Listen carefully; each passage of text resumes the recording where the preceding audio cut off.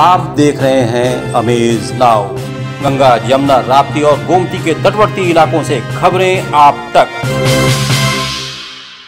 नमस्कार, सत्य घटना के नए अंक के साथ मैं सुगंधा। शुरुआत करते हैं आज की मुख्य घटनाओं से। गोरखपुर जनपद में मिशन शक्ति फेज 3 के तहत विकास भवन सभागार में जागरूकता शिविर का हुआ आयोजन। प्रत्येक बुधवार पुलिस अधिकारी आपके द्वार कार्यक्रम के अंतर्गत एसएसपी गोरखपुर ने चौपाल लगाकर सुनी फरियादियों की फरियाद। नवजात शिशु सप्ताह के अंतर्गत गोरखपुर महिला जिला अस्पताल में एक कार्यशाला का हुआ आयोजन। बलिया जनपद में अमेरिका के पूर्व राष्ट्रपति डोनाल्ड ट्रंप के पूर्व सलाहकार ने दिया विवादित बयान। और बस्ती जिले के गौर ब्लॉक में तैनात ग्राम पंचायत सचिव को जिला प्रशासन ने किया निलंबित। और अब सत्य घटना विस्तार।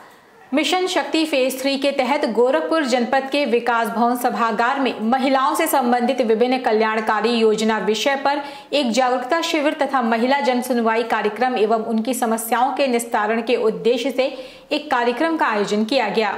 इस कार्यक्रम की अध्यक्षता राज्य महिला आयोग की सदस्य निर्मला देवी ने की।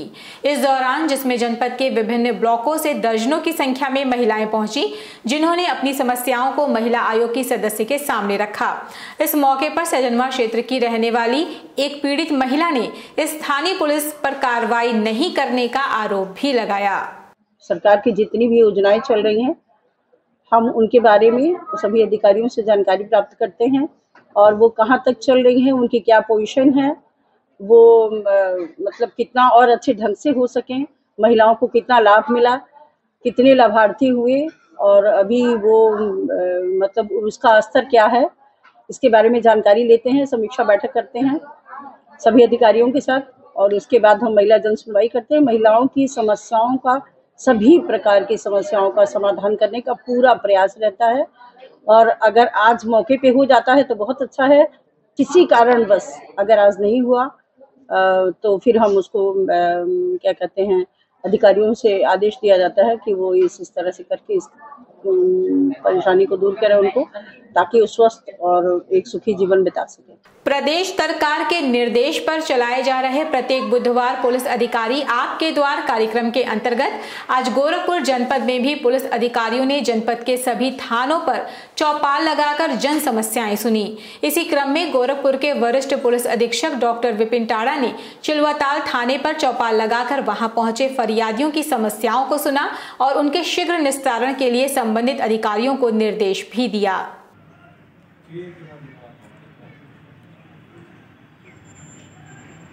नवजात शिशु सप्ताह के अंतर्गत गोरखपुर जनपद के महिला जिला अस्पताल में एक कार्यशाला का आयोजन किया गया। इस कार्यशाला में बतौर मुख्य अतिथि सीएमओ डॉक्टर सुधाकर पांडे मौजूद रहे। इस मौके पर जिला अस्पताल में जन्म लेने वाले बच्चे की मां और उनके परिवारजनों को बच्चों के पालन पोषण से संबंधित जानकारियां भी दी गईं। मीडिया से बात करते हुए महिला अस्पताल की सीएमएस डॉक्टर नीना त्रिपाठी ने बताया कि जानकारी के अभाव में अभी भी बहुत सी माताएं अपने बच्चों की सही देखभाल नहीं कर पाती हैं या कुछ ऐसे काम करती हैं जो बच्चे के स्वास्थ्य के लिए ठीक नहीं होता। खिलाया पिलाया नहीं तो भी वो दूध नहीं उतर पाता है। 2 दिनों तक, जब बच्चा शिशु पैदा हुआ, 2 दिनों तक माँ को गाढ़ा दूध, पीला दूध थोड़ी थोड़ी मात्रा में निकलता है।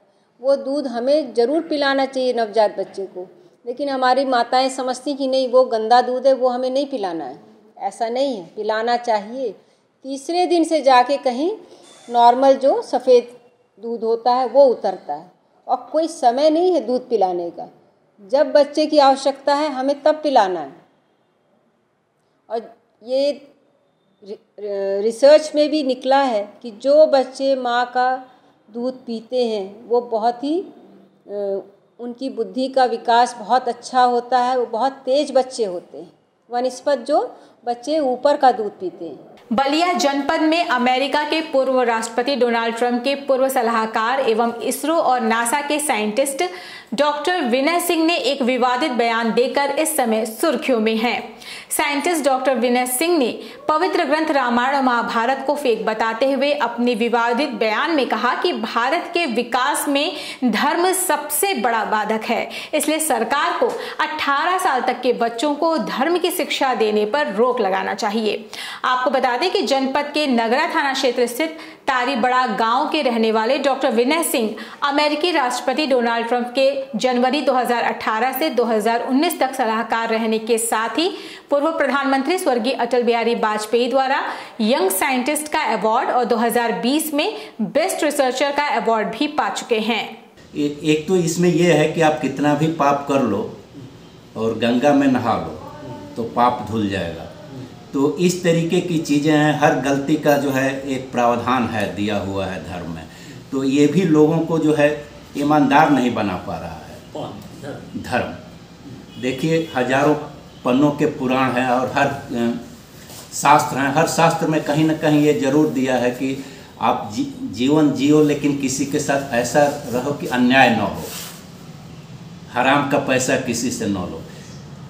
यदि इस बात को फॉलो किया जाए, सारे सरकारी नौकर ऐसे हो जाएं, तो हम कभी का अमेरिका बन सकते हैं, विश्वगुरु बन सकते हैं। विश्वगुरु यदि बनना है तो हमें जो है अमेरिका के लोगों के जैसा ईमानदार बनना पड़ेगा, जिस तरीके से सिस्टम ने बना दिया है। बस्ती जनपद के लालगंज थाना क्षेत्र स्थित टेडिया गांव के सिवान में सुबह शौच के लिए घर से निकली 19 वर्षीय किशोरी का शव संदिग्ध परिस्थितियों में आम के पेड़ से लटका हुआ मिलने पर पूरे इलाके में सनसनी फैल गई। ग्रामीणों की सूचना पर मौके पर पहुंचे क्षेत्राधिकारी रुधौली, थाना अध्यक्ष लालगंज और चौकी इंचार्ज कुदराहा ने बारीकी से जांच पड़ताल कर शव को पेड़ से नीचे उतारा और पंचनामा कर शव को पीएम के लिए भेज दिया। मृतक किशोरी की पहचान उसी गाँव के रहने वाले हरिश्चंद्र यादव की पुत्री निशा यादव के रूप में हुई है। इस संदर्भ में एसपी आशीष श्रीवास्तव ने बताया कि प्रथम दृष्टया मामला आत्महत्या का लग रहा है, लेकिन हर बिंदुओं पर जांच पड़ताल की जा रही है। लालगंज के कुदरा चौकी क्षेत्र में एक युवती की बॉडी मिली कल दोपहर में, जो एक पेड़ से लटकी हुई थी। मौके पर पुलिस ने पहुंच करके बॉडी को उतार के पंचनामा भर के पोस्टमार्टम के लिए भेजा है, जिसमें अभी तक पोस्टमार्टम नहीं हुआ है। पोस्टमार्टम से बाकी चीज़ें क्लियर होंगी। एक्जैक्टली युवती की मृत्यु किस प्रकार से हुई, इस संबंध में अभी तक कोई तहरीर प्राप्त नहीं हुई। समय हो चला एक छोटे से ब्रेक का, कहीं जाइएगा नहीं, शेष खबरें ब्रेक के बाद।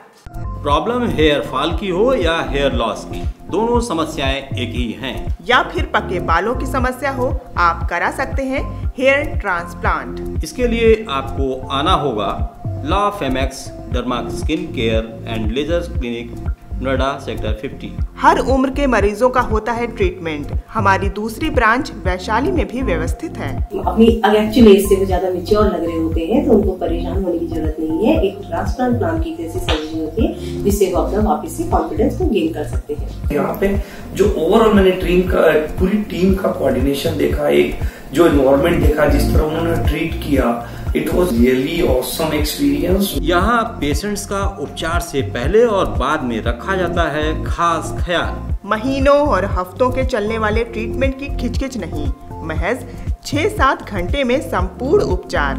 तो याद रखें, La Femex derma skin care and laser clinic, Noida sector 50, Gautam Buddh Nagar, UP. Break के बाद आपका स्वागत है। चलते हैं शेष खबरों की ओर। बलिया जनपद में नगर पालिका अध्यक्ष पद की तैनाती पर रहे प्रत्याशी मोहनीश कुमार गुप्ता ने वार्ड नंबर 19 के क्षेत्रवासियों के साथ कलेक्ट्रेट पहुंचकर मुख्य राजस्व अधिकारी को वार्ड में व्याप्त समस्याओं से अवगत कराते हुए उन्हें अपनी मांगों से संबंधित पत्रक भी सौंपा।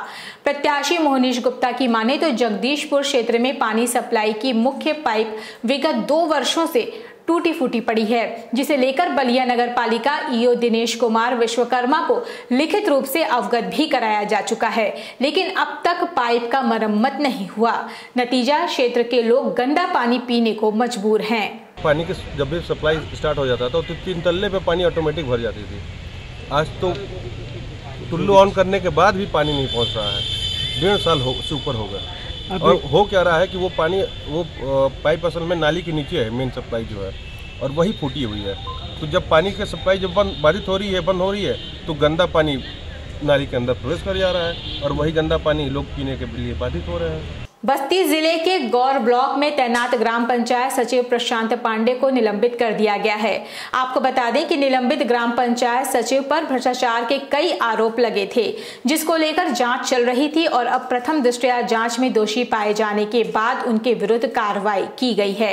इस पूरे मामले पर सीडीओ राजेश प्रजापति ने बताया कि ग्राम सचिव पर कई भ्रष्टाचार के आरोप लगे थे। जाँच रिपोर्ट आने पर आगे की कार्रवाई की जाएगी। फिलहाल इसको निलंबित किया गया है। देखिए, गौर ब्लॉक में जो पंचायत सचिव थे प्रशांत पांडे के खिलाफ कई मामलों में भ्रष्टाचार की शिकायत थी और बहुत सारे काम ऐसे थे जो उनके द्वारा नहीं किए गए थे और धनराश निकालने की बात आई थी।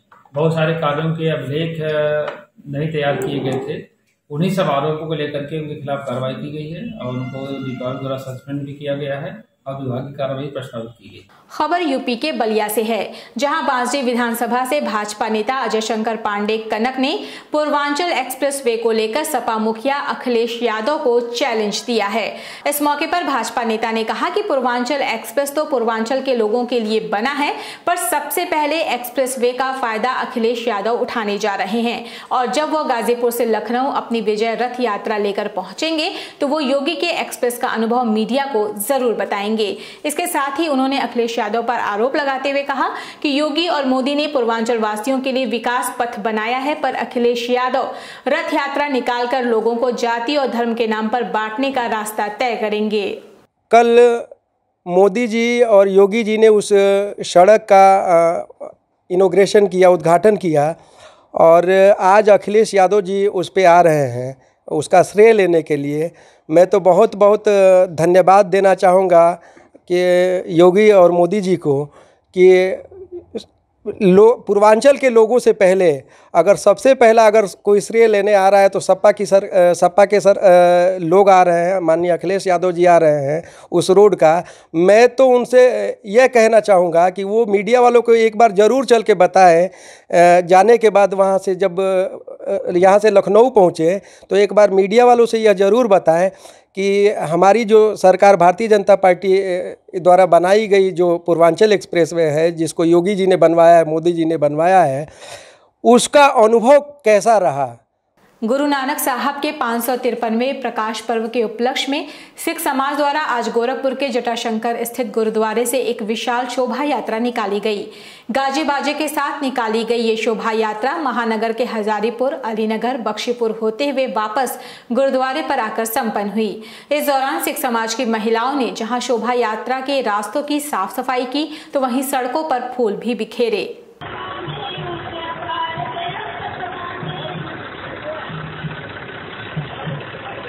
देश की स्वाधीनता के 75वें वर्ष पूरे होने के उपलक्ष्य में राष्ट्रीय स्वयंसेवक संघ के संयोजन में विभिन्न सांस्कृतिक संगठनों के साथ मिलकर उत्सव अभियान मनाया जाएगा, जिसकी जानकारी अमृत महोत्सव के प्रांत संयोजक प्रोफेसर रविशंकर सिंह ने दी। राष्ट्रीय स्वयंसेवक संघ के संयोजन में विभिन्न सामाजिक सांस्कृतिक संगठन यथा रामकृष्ण मिशन, गायत्री परिवार, पतंजल, पूर्व सैनिक परिषद, सिख समाज आदि ने यह तय किया है कि स्वाधीनता के 75वें वर्ष में स्वाधीनता का अमृत महोत्सव नाम से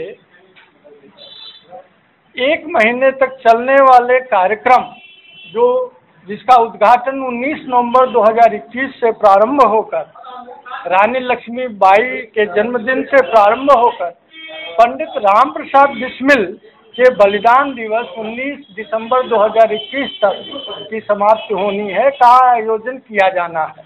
सत्य घटना में ये थी अब तक की खबरें। तेज सटीक और ताज़ी घटनाओं को जानने के लिए जुड़े रहें अमेज नाउ के फेसबुक पेज, यूट्यूब चैनल और वेब पोर्टल से। इस वक्त में बस इतना ही। अगले अंक में आपसे फिर से होगी मुलाकात। तब तक के लिए हमें इजाजत दीजिए। नमस्कार।